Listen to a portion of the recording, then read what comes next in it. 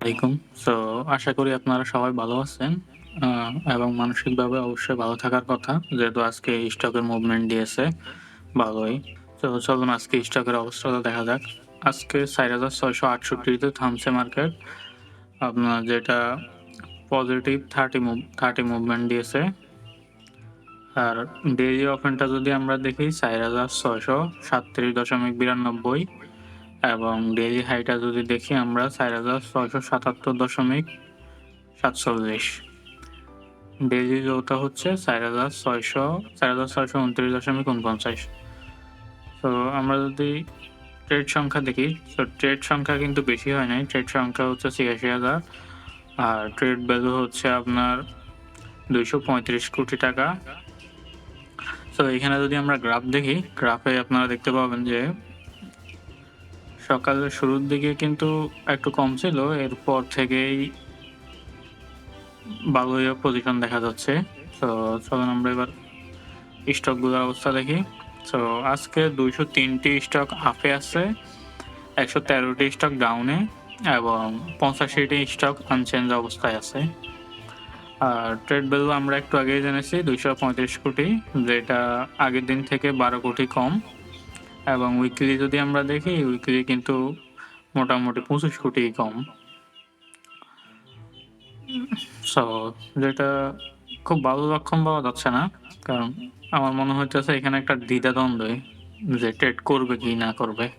এমন একটা দ্বিধাদ্বন্দ্বে আছে পাবলিক।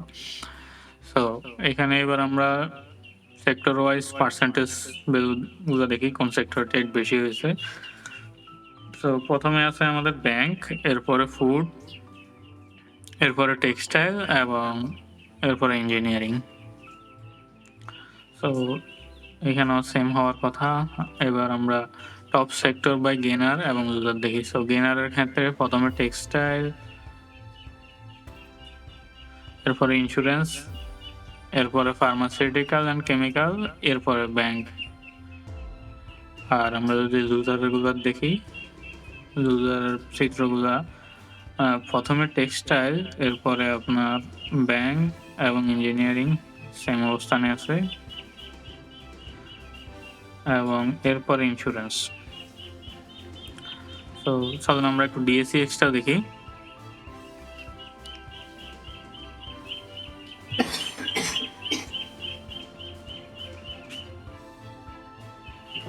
তো ডিএসইএক্স আজকেও ক্যান্ডেলটা ভালোই দেখাচ্ছে, মোটামুটি একটা। তো এখানে দেখা যাচ্ছে যে ৪৬৯৬ গড়টি পার করতে পারবে মনে হচ্ছে। আচ্ছা যাক, এটা পরে। সো এখন আরএসআইটা আসলে ৩১.০৫, যেটা আসলে মোটামুটি ভালোই। আর আমরা যদি হিস্টোগ্রাম দেখি, হিস্টোগ্রামটা দেখেন, হিস্টোগ্রামটা আগে থেকে হালকা এবং ছোট হয়ে আসছে, যেটা মার্কেট ট্রেন্ড চেঞ্জ হওয়ার একটা ভালো লক্ষণ দেখা যাচ্ছে। সো এবার যদি আমরা টপ স্টকগুলো দেখি এবং টপ গেইনার আর টপ লুজারগুলো দেখি। সো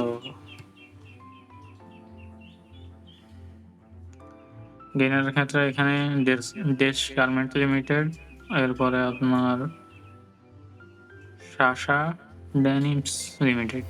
আচ্ছা, এরপরে আপনার ন্যাশনাল টি কোম্পানি লিমিটেড, এরপরে আপনারা বাকিগুলো দেখতেই পাচ্ছেন। তো এইবার আমরা লুজারগুলো একটু দেখি। লুজারের মধ্যে হচ্ছে আপনার ট্রাস্ট ব্যাংক, এরপরে আপনার রূপালী ইন্স্যুরেন্স কোম্পানি, এরপরে ন্যাশনাল ব্যাংক, এরপরে এখানে বন্ড আছে,